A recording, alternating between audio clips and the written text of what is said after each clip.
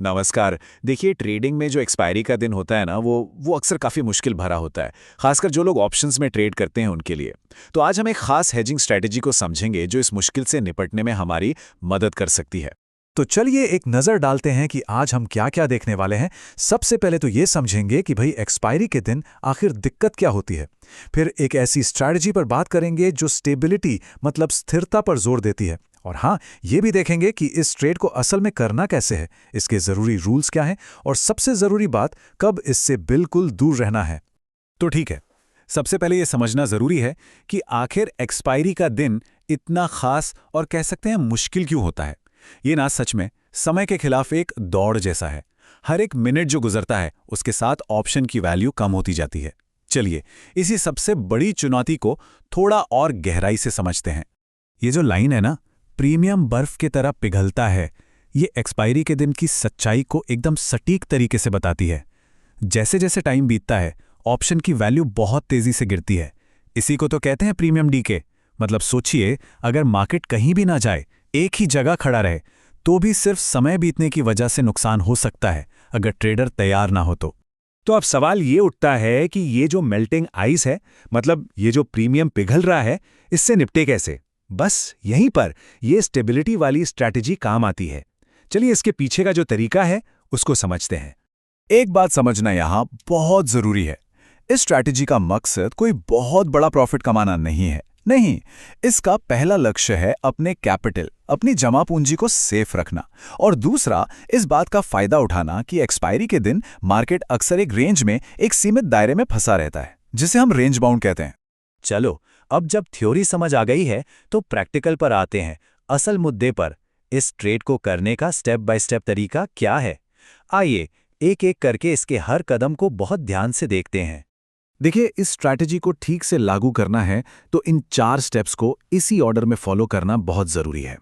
पहले सही टाइम, फिर स्ट्राइक प्राइस, उसके बाद कंबाइंड प्रीमियम निकालना और आखिर में विक्स से चेक करना। हर स्टेप अगले स्टेप के लिए एक बेस तैयार करता है। तो पहला स्टेप है टाइमिंग।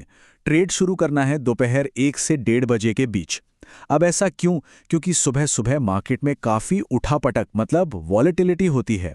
इस समय तक मार्केट थोड़ा शांत हो जाता है और हम ट्रेडिंग के उस आखिरी सबसे ज़रूरी घंटे को पकड़ पाते हैं जहां प्रीमियम सबसे तेज़ी से गलता है। ठीक है, अगला कदम, सही स्ट्राइक प्राइस कैसे चुनें? रूल बहुत सिंपल है, 50 पॉइंट रेडियस रूल।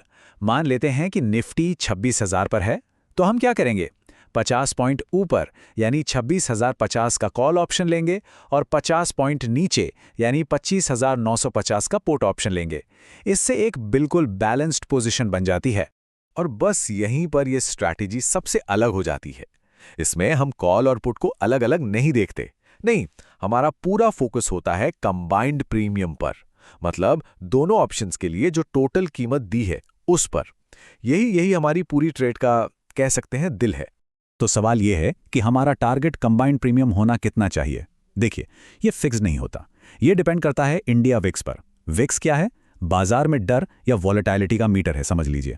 अगर विक्स 12 से कम है मतलब मार्केट शांत है, तो हमारा टारगेट होगा 40 से 50 रुपए का प्रीमियम। और अगर विक्स 15 से ज्यादा है मतलब बाजार में हलचल है, तो हम 60 से 70 रुपए का प्रीमियम देखेंगे। ट्रेड सेटअप करना तो ठीक है, एक हिस्सा है, लेकिन असली खेल और सबसे जरूरी हिस्सा है रिस्क को मैनेज करना।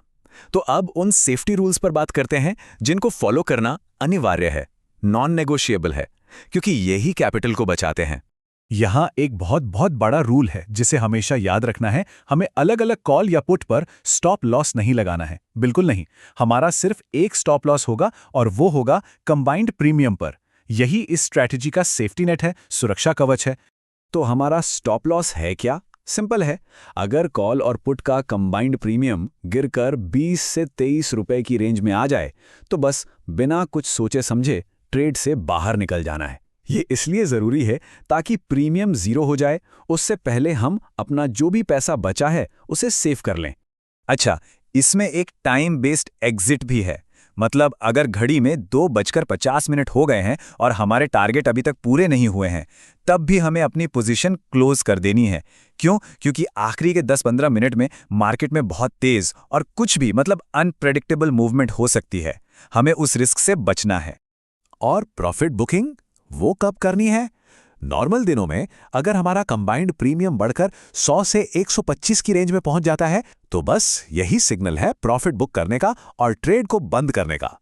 देखिए, एक अच्छा ट्रेडर सिर्फ ये नहीं जानता कि कब ट्रेड में घुसना है, वो ये भी जानता है कि कब मार्केट से दूर साइडलाइन पर बैठना है। तो चलिए अब उन रेड फ्लैग्स, उन खतरे के संकेतों को समझते हैं जब इस स्ट्रैटेजी को हाथ भी नहीं लगाना है। जिन दिनों कोई बड़ा इवेंट हो, जैसे आरबीआई की पॉलिसी आनी हो, बजट का दिन हो या इलेक्शंस के रिजल्ट्स, उन दिनों इस स्ट्रैटेजी से बिल्कुल दूर रहना है। वजह साफ है, ये इवेंट्स मार्केट में बड़ी और एक तरफा चाल ला सकते हैं, और ये स्ट्रैटेजी जैसा हमने बात की, ये तो रेंज बाउंड मार्केट के लिए बनी है।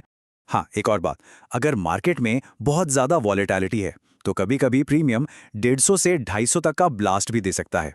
ऐसे में रूल थोड़ा अलग है। नियम यह है कि 50% प्रॉफिट बुक कर लो और बाकी पोजीशन को ट्रेल करो, मतलब अपने स्टॉप लॉस को ऊपर ले जाते रहो ताकि और ज़्यादा प्रॉफिट कमाया जा सके। और आखिर में ये पूरी स्ट्रैटेजी हमें एक बहुत ज़रूरी सवाल पर लाकर छोड़ती है। क्या नियमों को डिसिप्लिन के साथ फॉलो करना मार्केट की अगली चाल का अंदाज़ा लगाने की कोशिश करने से ज़्यादा ज़रूरी है? शायद ट्रेडिंग में असली कामयाबी भविष्यवाणी करने में नहीं, बल्कि एक मजबूत प्रोसेस को फॉलो करने में ही है।